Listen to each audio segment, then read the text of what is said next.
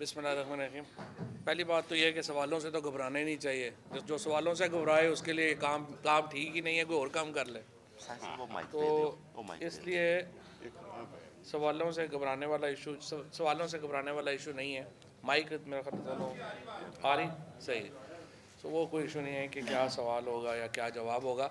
सबसे पहले तो मैं लाहौर प्रेस क्लब के तमाम जो मेंबरान हैं, जो हमारे दोस्त हैं, हमारे वर्किंग जर्नलिस्ट, चाहे वो फ़ोटोग्राफ़र हों, चाहे हमारे वर्किंग सहाफ़ी हों, रिपोर्टर्स हों, एडिटर्स हों, तमाम को जो है मुबारकबाद देना चाहता हूँ कि आज अल्हम्दुलिल्लाह सारे जो ये फैमिलीज़ हैं आपका जो सेहत का ख़र्चा है वो अब इंशाल्लाह ताला हुकूमत जो है उसने अपने ज़िम्मे ले लिया है और आप लोगों को जो स्टेट ऑफ द आर्ट सेहत की सहूलत है वो इस सेहत कार्ड से मिल जाएगी।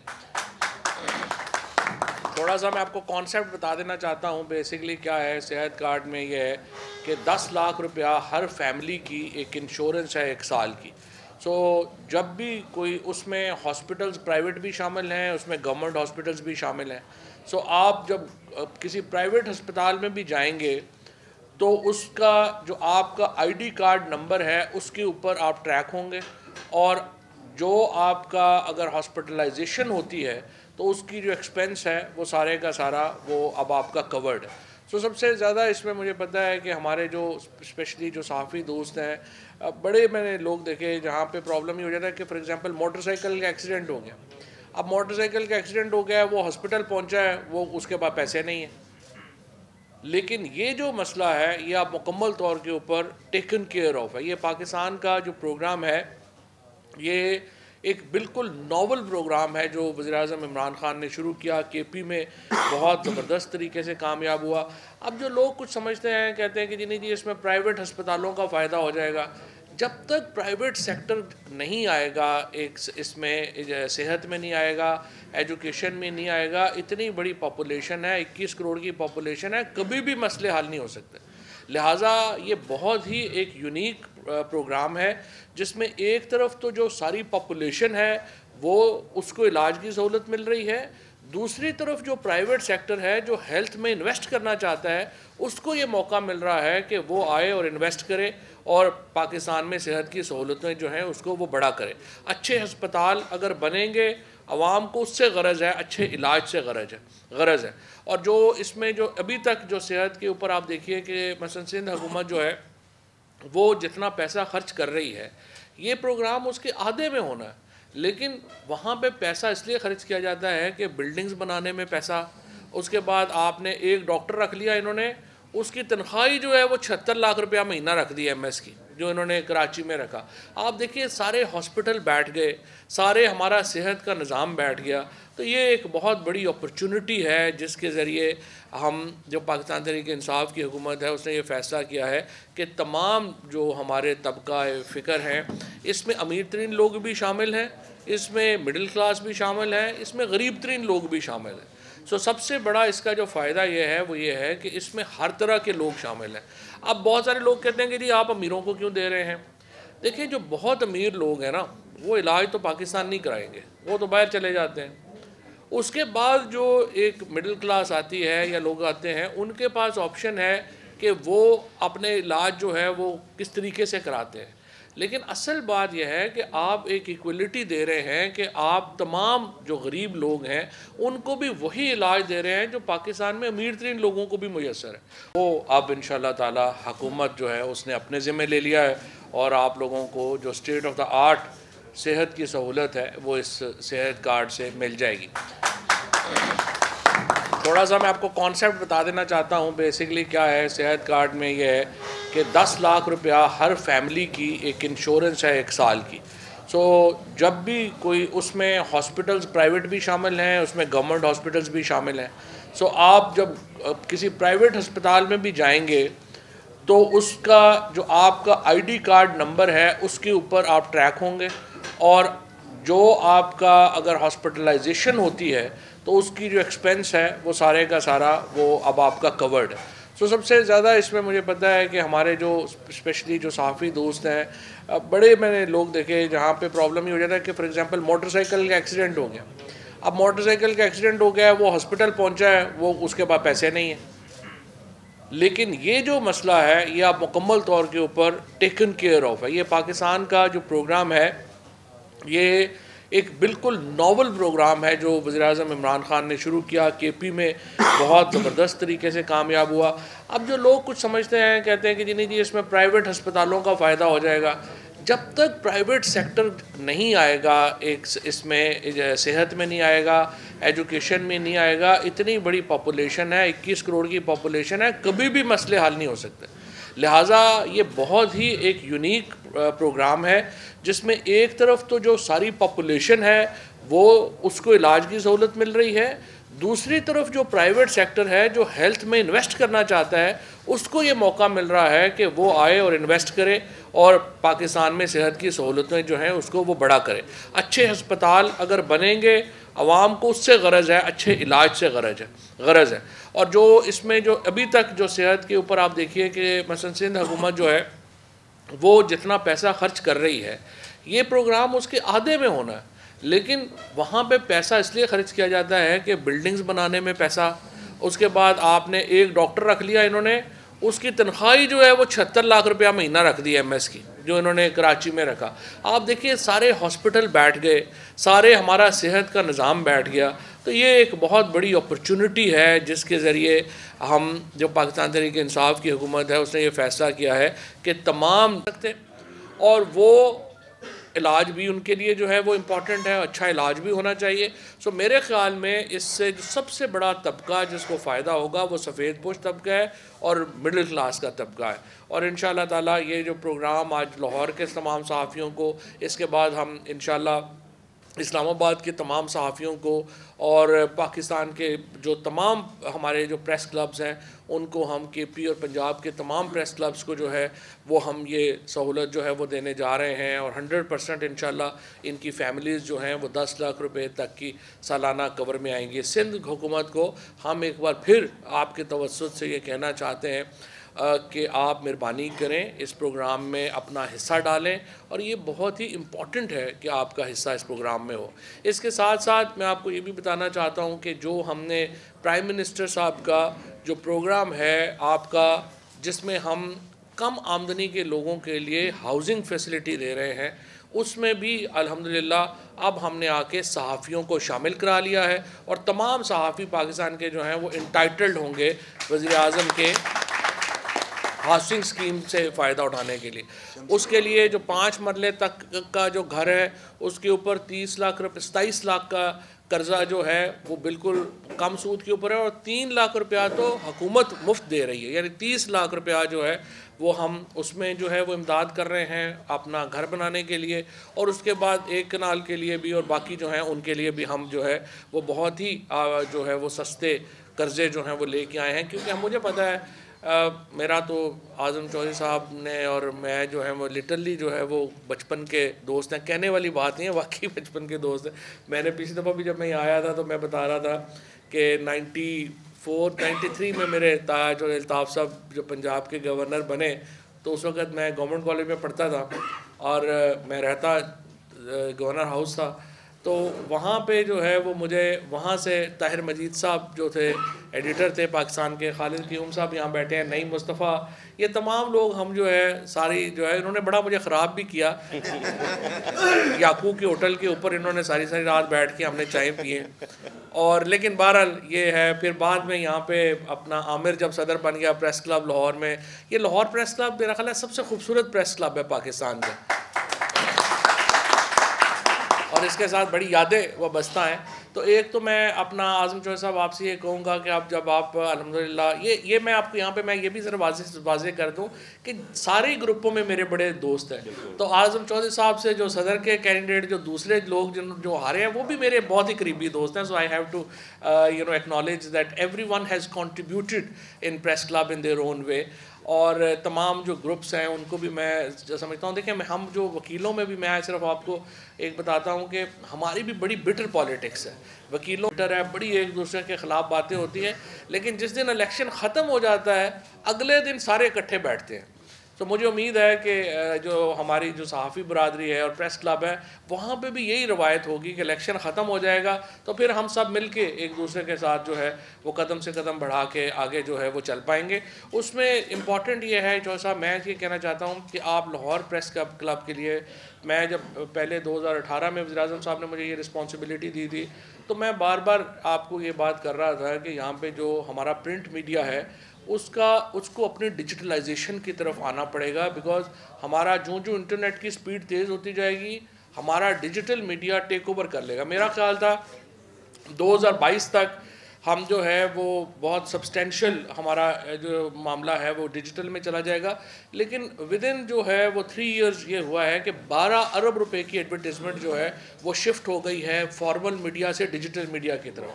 अब आप अंदाज़ा लगाइए कि जब इतनी बड़ी एडवर्टीज़मेंट डिजिटल मीडिया में चली गई है और हम सिर्फ एज के ऊपर खड़े हैं, ये तो अमेरिका और चीन की ज़रा आपस में लड़ाई होगी जिसकी वजह से 5G लेट हो गया।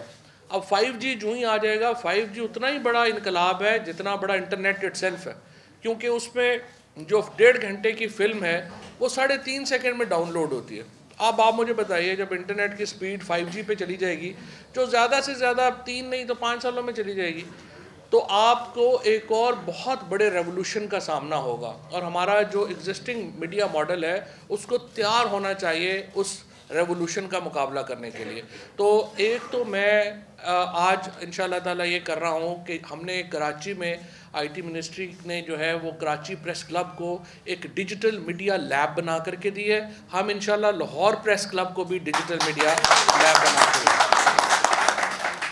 उसमें आप तमाम जो लोग हमारे दोस्त यहाँ पे YouTube के ऊपर अपने चैनल्स लॉन्च करना चाहते हैं, उनको एडिटिंग की फैसिलिटीज़ वहाँ पे मिल जाएंगी। वहाँ पे आपको पूरा एक स्पेशल इफ़ेक्ट्स डालने की फैसिलिटीज़ मिल जाएंगी और थोड़ा ट्रेनिंग भी जो है वो भी हम, स्पेशली जो यंगस्टर्स हमारे नए सहाफ़ी आ रहे हैं उनके लिए जो है वो बड़ा एक अपॉर्चुनिटी होगी कि वो उससे सीख सकें।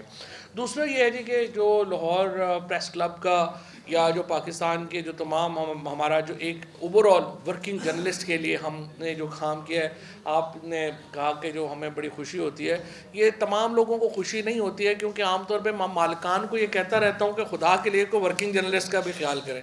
कल जो कैमरामैन मैं था किसी जगह के ऊपर, तो जो कैमरामैन आए तो उन्होंने मुझे कहा कि हमारी 7 साल से तनख्वाह नहीं बढ़ी। अब आप देखें हर मीडिया हाउस का इस साल का प्रॉफिट उठा के देखें, वो 35 से 40% प्रॉफिट में गया।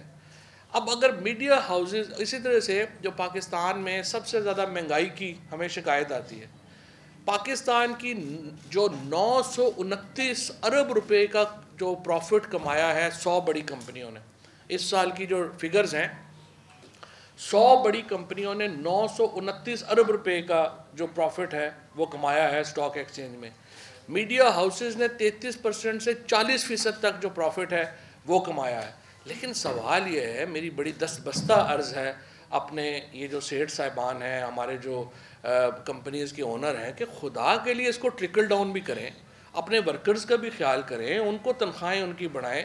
पूरा मुल्क जो है वो पाकिस्तान में हम मैक्रो इकॉनमी की पॉलिसीज़ ही बना सकते हैं।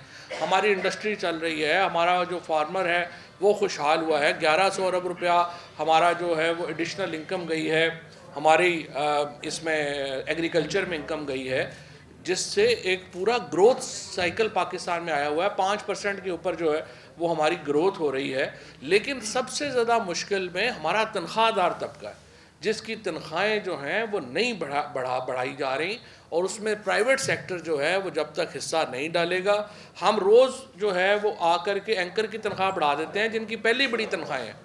हमारा काम है कि जो वर्किंग जर्नलिस्ट है उसको तगड़ा करें, हम अपने जो कैमरामैन है उसका जो ख्याल करें, हम अपना जो रिपोर्टर है उसका ख्याल करें, अपने लोगों का ख्याल करें। फिर अभी जो है हम नई जो रिफॉर्म्स इंशाल्लाह लेके आना चाह रहे हैं, उनमें हम जो ITNE है, जो कि एक इम्प्लीमेंटेशन ट्राइब्यूनल है न्यूज़पेपर्स के लिए, हम उस ITNE में जो हमारे इलेक्ट्रॉनिक वर्कर्स हैं हम उनको भी जो है ये हक दे रहे हैं कि अगर उनका कॉन्ट्रैक्ट पूरा नहीं होता तो वो जाके अदालत में अपना केस फाइल कर सकें। ये बड़ा इम्पॉर्टेंट है। इसलिए कि जब वर्किंग जर्नलिस्ट जो है उसको खुशहाल होना बड़ा इम्पॉर्टेंट है और उसके लिए काम करना बड़ा ज़रूरी है। मुझे ये भी बड़ा अफसोस है कि बाज़ जो वहाँ पे हमारे यहाँ जो तंजीमें हैं बड़ी, वो वर्कर्स के राइट्स के लिए उस तरह से बात नहीं करती जिस तरह से करनी चाहिए। जो भी आते हैं वो मालिकान के राइट्स के लिए तो आप पार्लियामेंट के सामने पहुँच जाते हैं, वर्कर्स के राइट्स के लिए जो है वो बात नहीं करते। सबसे इम्पॉर्टेंट ये है कि जो वर्कर्स जो हैं वो एहतसाब करें अपनी तंजीमों का और उनको ये कहें कि मालिकान के हकूक़ वो ख़ुद देख लेंगे, आप हमारे हकूक़ के लिए खड़े हों। ये बड़ा इम्पॉर्टेंट है कि ये इसके ऊपर जो है वो जारी रहे। बहरहाल बात यह है कि दूसरा, चूँकि मैं यहाँ पे एक जो हमारे प्रेस क्लब के मामलात हैं, मीडिया का जो मॉडल है उसके ऊपर बात कर रहा था। एक और जिसके ऊपर मैं समझता हूँ कि हमें मीडिया को एक बहैसियत इदारा, एक इंस्टीट्यूशन के तौर के ऊपर देखना चाहिए। आप देखिए बरतानिया में इस वक्त डिबेट हो रही है। बोरिस जॉनसन साहब जो वहाँ के वज़ीर आज़म हैं, उन्होंने क्या किया कि उन्होंने एक लॉकडाउन लगाया कोरोना के ऊपर और तमाम लोगों को कहा कि वो घरों में रहेंगे। लॉकडाउन लग गया, उसके बाद प्राइम मिनिस्टर साहब ख़ुद जाके जो है वो पार्टियाँ अटेंड करते रहे, वहाँ पे सोशलाइजिंग करते रहे। वहाँ पे कितनी बड़ी रिजेंटमेंट और इतनी बड़ी डिबेट शुरू हो गई हुई है कि बोरिस जॉनसन जो हैं उनकी कुर्सी ख़तरे में पड़ गई है कि उन्होंने लॉकडाउन लगाया और ख़ुद लॉकडाउन के ऊपर अमल दरामद नहीं किया। लेकिन हमारे मीडिया में हम ये देखता हूँ, मैं देख रहा था रात को एक टीवी ने इसहाक डार साहब को टीवी के ऊपर लिया हुआ है। आज इसहाक डार साहब का पाकिस्तान के सबसे बड़े अखबार में जो है वो आर्टिकल छुपा हुआ है। इसका मतलब ये है कि हमारे यहाँ मीडिया में ये हो गया है, वो कहते हैं ना something is रॉटन in the state of Denmark, कि हमें को फ़िक्र और फाका ही नहीं है, या हमारा कोई प्रॉब्लम ही नहीं है कि वो लोग जो पाकिस्तान के अदालती निज़ाम से भाग जाएं, पाकिस्तान से पैसे लेके चोरी करके जो है वो बाहर चले जाएं। उसकी जो मोरालिटी है हमारी वो इतनी डाउन हो गई है कि हमें फ़र्क ही नहीं पड़ता कि वो आके हमें इकॉनमी के ऊपर लेक्चर दें और हम पूरी कौम जो है वो उनको सुनना शुरू कर दें। हमें अपनी जो पॉलिटिकल डिबेट है उसको मैच्योर करने की ज़रूरत है। मिसाल के तौर के ऊपर हमाद अज़हर साहब में और परवेज़ खटक साहब में जो आया, अखबारों में आया कि आर्गूमेंट हुआ, वैसे वो आर्गूमेंट हुआ ही कोई नहीं था, लेकिन चले एक फ़र्ज़ कर लें कि उनकी बातचीत हुई। अब परवेज़ खटक साहब का एक कॉन्स्टिट्यूंसी पॉलिटिशियन है, वो कह रहे हैं जी मुझे गैस चाहिए। हमाद अज़हर पेट्रोलियम मिनिस्टर जो हैं वो कह रहे हैं कि जी हम गैस कैसे देंगे, अगर एग्जिस्टिंग स्कीमें जो भी चल रही हैं इनको मुकम्मल करें, हमें 90 अरब रुपया साल का पाकिस्तान को खर्चना पड़ता है गैस देने के लिए, तो हम गैस कहाँ से दें। अब एक टीवी के ऊपर भी ये डिबेट नहीं हुई कि आखिर गैस में मसला क्या है। जो मांग रहे हैं MNAs, पेट्रोलियम मिनिस्टर वो दे क्यों नहीं पा रहे हैं। हमाद अज़हर का जाहिर है, उसका हमाद अज़हर तो चाहेगा ना कि गैस हर जगह के ऊपर हो और सस्ती हो और लोड शेडिंग ना हो, फिर ही उसका नाम बनेगा। पेट्रोलियम मिनिस्टर का वेस्टेड इंटरेस्ट है कि अपना जो गैस है वो हर जगह के ऊपर हो, लेकिन वो नहीं दे पा रहे। वो क्यों नहीं दे पा रहे? क्योंकि 2011 से लेके 2017 तक पीपल्स पार्टी ने ये दुरुस्त फैसला किया कि उन्होंने गैस स्कीमों की एक्सपेंशन रोक दी, क्योंकि मुल्क में गैस नीचे जा रही थी। जब ये 2017 के बाद नवाज शरीफ ने इलेक्शन जीतने के लिए PMLN की हुकूमत ने, और शाहिद खाकान अब्बासी साहब जो अब गैस के ऊपर सबको लेक्चर देते हैं, और 1 रुपया भी जब पीपल्स पार्टी की हुकूमत गई थी तो गैस के ऊपर सर्कुलर डेट नहीं था। जब शाहिद खाकान अब्बासी साहब जैसे जहांदीदा वज़ीर ने गैस की मिनिस्ट्री को छोड़ा तो 157 अरब रुपए का सर्कुलर डेट छोड़ के चले गए। और उसके बाद जो स्कीमें इन्होंने एक्सपेंड की, अब उन स्कीमों को सिर्फ मुकम्मल करने के लिए आपको 90 अरब रुपए साल की गैस जो है वो चाहिए ताकि इनको चला जाए। सो हमें जो डिबेट है, लुट गए, मर गए, बर्बाद हो गए, बिकता है, सही है, और बहुत सारे लोग जो हैं वो इसके लिए बिलीव करते हैं कि नहीं, अगर कोई अच्छी खबर देंगे तो वो हमारी रेटिंग नहीं आएगी, बुरी रेटिंग ही होनी चाहिए।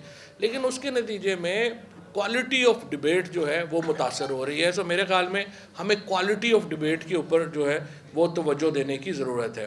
पाकिस्तान का जो इंशाअल्लाह मुस्तकबिल है वो एक रोशन मुस्तकबिल है। जो ये लोगों का चूँकि ख्याल है कुछ लोगों का कि कोई पता नहीं इमरान खान जो है वो अगले इलेक्शन में ये महंगाई ने बड़ा अनपॉपुलर कर दिया है या वो कर दिया है, 1100 सीटों के ऊपर इलेक्शन है अगले इलेक्शन में, हमारे यहाँ तकरीबन 1100 साढ़े 1100 पे।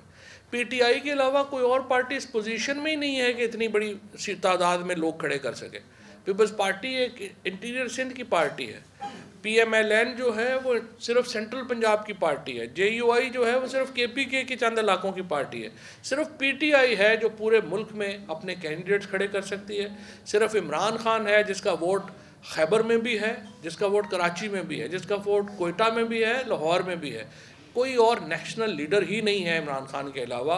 तो इंशाअल्लाह ताला इलेक्शन आने दें, मैदान भी होगा और घोड़ा भी होगा, और हम आपको दिखाएंगे कि इलेक्शन लड़ते कैसे हैं। और इंशाअल्लाह ये टेन्योर जो है 2023 तक तो हम हैं ही हैं, अगले 5 साल भी इंशाअल्लाह हम कहीं नहीं जा रहे। शुक्रिया। नवाज साहब 1 बाय 1 जरा प्लीज डेकोरम देख लें। 5 क्वेश्चन होने हैं, उस पर चॉइस साहब बात करें क्योंकि चॉइस साहब को जल्दी उन्होंने पहुंचना है। चॉइस साहब, आपने ITNE की बात की है, ITNE की सीट जो है पिछले 1 साल से खाली पड़ी है, हमारे बहुत सारे लोगों के केसेस पेंडिंग है, तो गुजारिश है कम से कम उस पर जो तैनाती है ITNE के हेड की वो फौरी तौर पर की जाए ताकि हमारे केस जो है वो चल सके। वो मैं आपको बताऊं, वो एक्चुअली उसमें तख़ीर जो थी वो ये थी कि हमने पाकिस्तान मीडिया डेवलपमेंट अथॉरिटी का बिल जो है वो हमने ला रहे थे। उस बिल में हमने ये किया था कि हम एक पूरा नया मीडिया ट्राइब्यूनल का एक सेटअप हम क्रिएट कर रहे थे, जिसमें हम ये कह रहे थे कि ITNE की उस वक्त 1 सीट है ना, हम ये कह रहे थे कि 7 बड़े शहरों में मुल्क में जो है वो मुस्तकिल जज जो हैं वो तैनात किए जाएँ जो कि उसका वो फ़ैसला करें।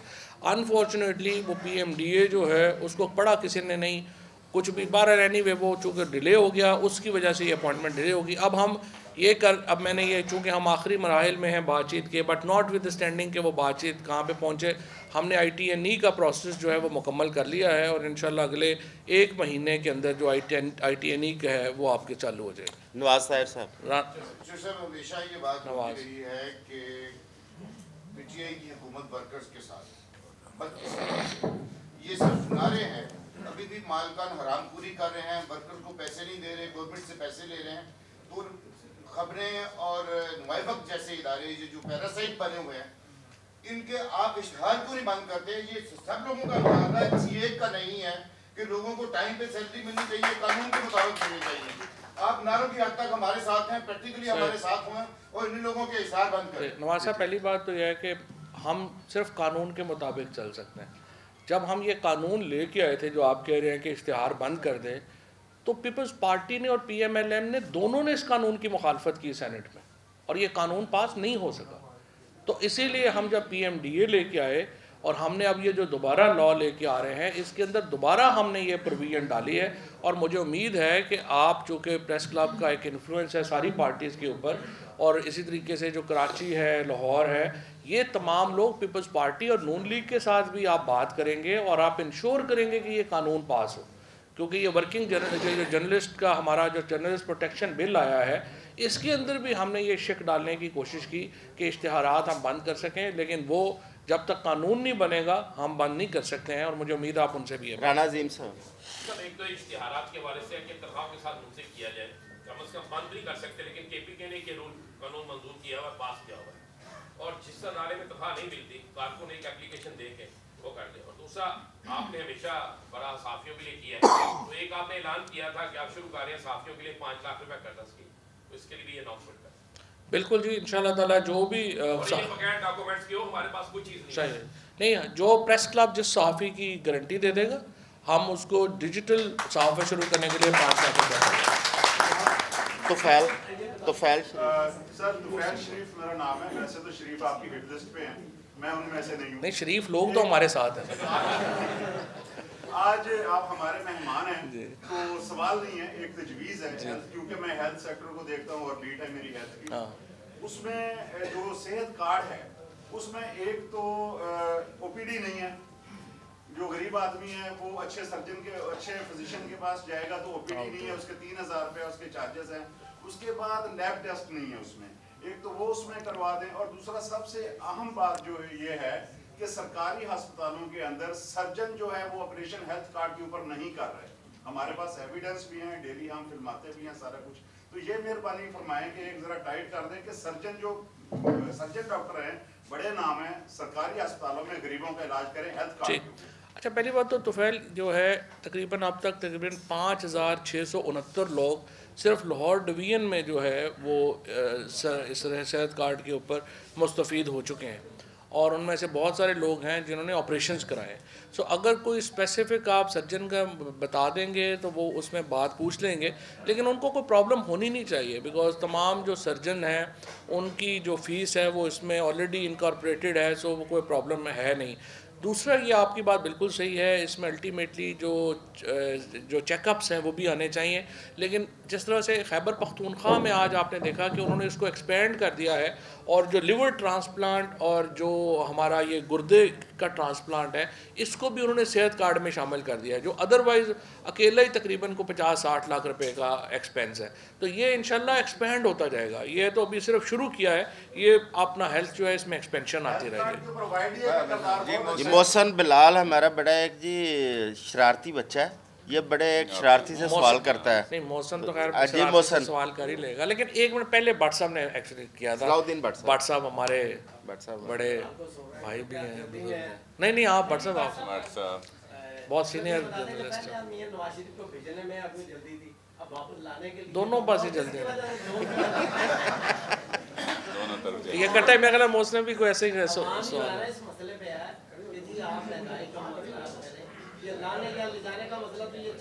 ठीक बात जी।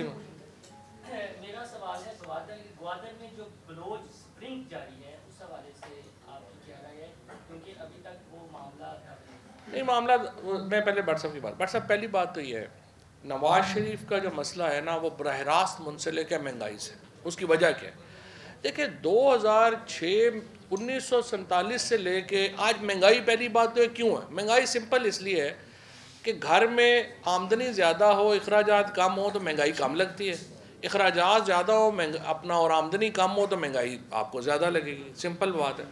मुल्क में भी यही हालात है। मुल्क में देखें 1947 से लेके 2008 तक, आप में से जो बहुत सारे दोस्त यहाँ पे इकनॉमिक रिपोर्टिंग करते हैं वो फिगर ज़रा उसको वेरीफाई भी कर लें। 1947 से लेके 2006-8 तक हमारा टोटल मुल्क ने कर्जा लिया 6 ट्रिलियन रुपए। इस 6 ट्रिलियन रुपए में यानी जो 6,000 अरब रुपया हमने कर्जा लिया, उसमें हमने देखें हमने पाकिस्तान की फ़ौज को खड़ा कर लिया, हमने नेवी खड़ा कर ली, हमने एयरफोर्स खड़ी कर ली, हमने ग्वादर का शहर ख़रीद लिया, हमने इस्लामाबाद का शहर बना लिया, हमने इवन मोटरवेज भी इसी में बन गई, आपने न्यूक्लियर बन गए ये आपने 6 ट्रिलियन रुपए में ये काम किए 1947 से लेके 2008 तक। 2008 से लेके 2018 तक आपने कितना कर्जा लिया? आपने कर्जा लिया 23 ट्रिलियन रुपए, 23,000 अरब रुपए 10 सालों में। 1947 से 2006 तक आपने 6 ट्रिलियन रुपया कर्जा लिया, 2008 से लेके 2018 तक आपने 23 ट्रिलियन कर्जा लिया। तो अब आप मुझे बताएं इस 5 सालों में आपने 55 अरब डॉलर कर्जा वापस करना है। हमारी हुकूमत, पीटीआई की हुकूमत इस वक्त तक 32 अरब डॉलर वापस कर चुकी है। जब आपने इतना कर्जा ले लिया हो, उसके बाद आप बाहर बैठ के आर्टिकल अपने भेजने शुरू कर दें कि नहीं ये जुल्म हो गया और वो जुल्म हो गया, ये इसलिए इम्पोर्टेंट है नवाज शरीफ का वापस आना। अब आप मुझे बताइए, पाकिस्तान में सोहेल बड़ाई साहब, कल मैं देख रहा था कि उनकी तस्वीरें हैं नवाज शरीफ साहब के साथ और वो वहाँ पे थे। तो मुझे आप बताइए कि नवाज शरीफ साहब क्या कर रहे हैं कि वो लंदन में इस वक्त जो है वो सबसे महंगी प्रॉपर्टी के ऊपर बैठे हुए हैं। उनके भाई शहबाज शरीफ साहब यहाँ पे हैं, एक पूरी लेन वहाँ पे जो है वो शरीफ फैमिली ओन कर रही है। इसी तरीके से जरदारी साहब जब वहाँ पे जाते हैं, चर्चिल होटल का पूरा ऊपर अपार्टमेंट पूरा बुक हो जाता है, वो वहाँ पे रहते हैं। दुबई जाते हैं, वो वहाँ पे रहते हैं। हम ये कैसे इग्नोर कर दें? आप कह रहे हैं महंगाई को देखें, इनको छोड़ दें। भाई जो वजह है महंगाई की उसको छोड़ दें तो कैसे आप महंगाई को कर लें? तो इसलिए ये बात है, इसको समझने की ज़रूरत है और इसके ऊपर डेफिनेटली हमें इम्प्लीमेंट करने की जो है वो ज़रूरत है। अब जब ग्वादर की बात जो मोहसन कह रहा है, 700 अरब रुपए हम खर्च कर रहे हैं। जो सदरन बलूचिस्तान का जो पैकेज है, इतना बड़ा पैकेज कभी बलूचिस्तान में जो है वो नहीं मिला। ग्वादर शहर जो है उसकी एक पूरी नया मैकेनिज़्म जो है उसका क्रिएट कर दिया गया है। इंशाल्लाह आप देखेंगे कि अगले 6 महीनों में गवादर के जो मेजर इश्यूज हैं इंशाल्लाह वो रिजॉल्व होंगे। मैं गुजारिश करूंगा क्योंकि टाइम बड़ा शॉर्ट है, एक क्वेश्चन सिर्फ और मियां असलम एक्सप्रेस के मियां असलम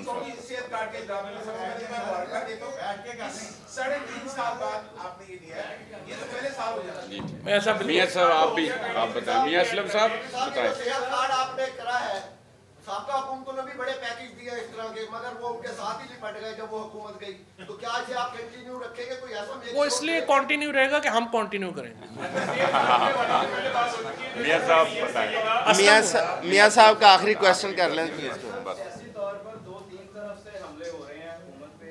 एक तो ये जो महंगाई और ये चीजें हैं, दूसरी तरफ फरवरी में एक मार्च हो रहा है, एक मार्च में मार्च हो रहा है, फिर वो तहरीक पे बात की बात हो रही है, तो गवर्नमेंट बच पाएगी इन हमलों से? बात यह है कि ये तो पहले साल से ही जोर लगा रहे हैं, लेकिन इनमें देखें बात यह है कि जब आप अपने पाँव के ऊपर सख्त ना हो और किसी के कंधों पे खड़ा हो कि आपने अपना कद बड़ा करना हो, तो फिर वो सियासत नहीं होती। अभी तो इन तीनों पार्टीज़ में सच्ची बात यह है, अब आपसे चूँकि मेरा एक बड़ा करीबी ताल्लुक़ है, आपस में इतनी बदएतमादी है कि हर पार्टी सोचती है कि ये ना हो कि मैं आँख झपकूँ और दूसरी पार्टी जो है जाके डील कर ले। हर पार्टी जो है उसके अंदर इतनी बदएतमादी है एक दूसरे को लेके कि एक पार्टी जब इधर से उठती है ना तो बाहर जाके तबसरा ये करते हैं कि लगता है कि ये जो है ना कुछ अपने लिए कर रहे हैं। फिर मैं आपको और बात भी बताऊं, PMLN के अंदर भी एक बड़ी इंटरेस्टिंग रेस लगी हुई है। 4 जो इनके बड़े लीडर हैं, जब ये किसी से मिलने गए तो चारों ने उनको कहा कि देखें जी, ये नवाज शरीफ ने तो वाकई मुल्क के साथ बड़ा बुरा किया है, आप हमें क्यों नहीं सोचते?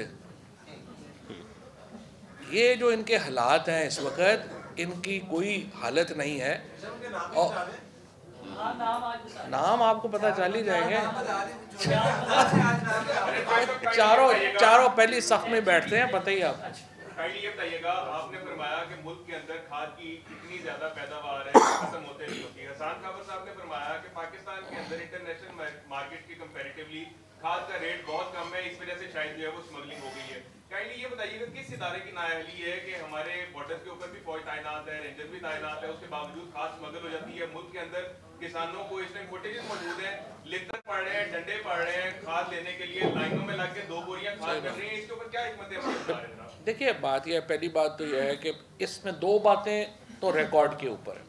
पहली बात तो यह है कि इस बार पाकिस्तान में खाद की प्रोडक्शन पाकिस्तान की तारीख की सबसे बड़ी हुई है, और उसकी वजह यह है कि जो गैस थी वो छोटे फर्टिलाइज़र प्लांट्स को भी दी गई।